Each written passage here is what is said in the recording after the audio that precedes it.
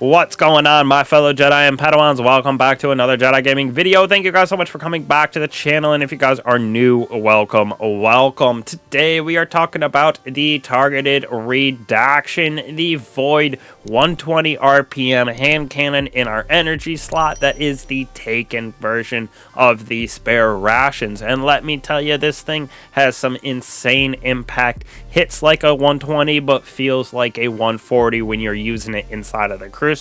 Definitely where it shines a little bit more than the PvE realm, just because hand cannons in general in PvP very mid. But let me tell you, giving this thing a good 4.6, 4.7 for the Crucible out of 5.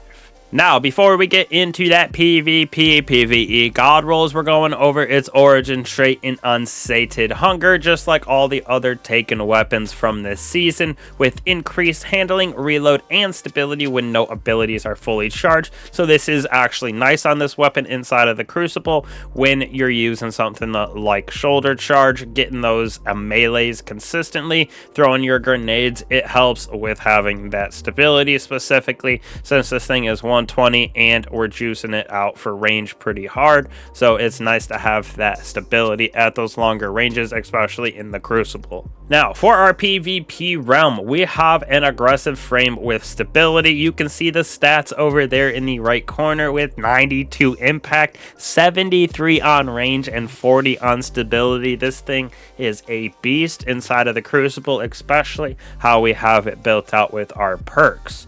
Now, first off, you can see we got that small bore right here, giving us 7 in range and stability, allowing us to have that crazy 73 range with 40 stability. And like I said, even though it's a 120 RPM, it feels like I'm shooting a 140 most of the time in the Crucible. So I don't know, it just might be a personal feeling, but this feels so steady and so solid.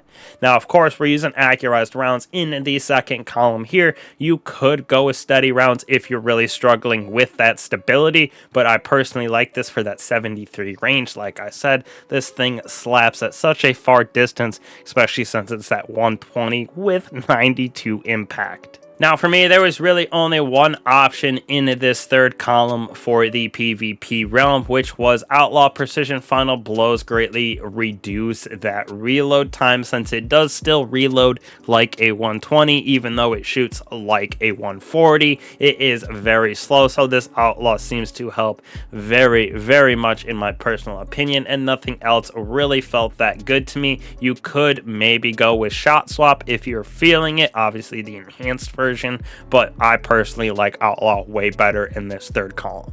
Now, in the fourth column, we do have 3 different options. This is easily the best and most consistent, with Keep Away significantly increased reload, range, and accuracy when no combatants are in close proximity, hence why we have this at that 73 range and that 92 impact. This thing, you're staying back in the back of the map, pairing it with a sniper, something like that, and you are absolutely tagging people from forever with this, getting that nice increased range and accuracy. So it is such a good combination, especially when pairing it with Outlaw. Now, you could go the cheesy route as well with collective action by collecting those fire sprite void breaches, specifically stasis shards, pairing it with something like a stasis titan, where you're just creating walls, and with your uppercut and their stasis shards everywhere, this is going to get a nice damage increase, so you're like 2-tapping people with it and hitting every guardian for like 120 in the head. So it is kind of a cheesy route, and you do gotta set it up inside of the Crucible, but when it does happen, it is absolutely gnarly. Now, our last option is over here in Frenzy. You get that nice bonus damage just by being in combat, but you do have to be in combat for about 12 seconds, so it takes a second for it to get procced. So that's why I went with Keep Away, since most of the time when I'm using a sniper, I like to use hand cannon something anyways, and this feels great since the meta right now is heavy on those pulse rifles. This thing has that range to compete with it with Keep Away, but Frenzy right here is also very great as well if you're getting a little more inside of the battle and up close and personal with it. So definitely have a couple options for the PvP realm in that fourth column. All right, moving on to our PvE side of things, we have a couple different options in our third and fourth column as well. But for me, I'm going with that 10 in reload for our masterwork when I'm crafting this, because like I said, this thing reloads super slow, and this helps crank that up to 45, as you can see in that right corner with those stats. Now I'm going with small bore again in this column. You could go something like fluted barrel here, which gives a little bit more handling to switch on and off this between breaking a shield or something on an anti-barrier and then using this. But I definitely like using small bore to give us the range stability that we have.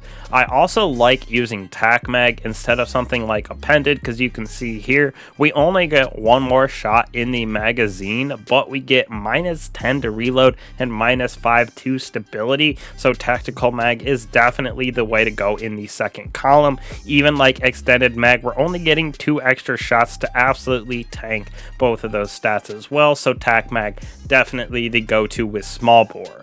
Now, for our first enhanced trait in the third column, I'm going with Envious Assassin for getting those extra bullets and essentially overflowing the weapon in the magazine by getting defeats with another weapon. So using like a fusion rifle, something like that, we're able to get defeats and then procs this Envious Assassin, where we're getting like about 21 shots in the magazine. So it's very nice for that void and just having the ability to wipe out some of those rank and file ads a little bit quicker without having to deal with that slow reload.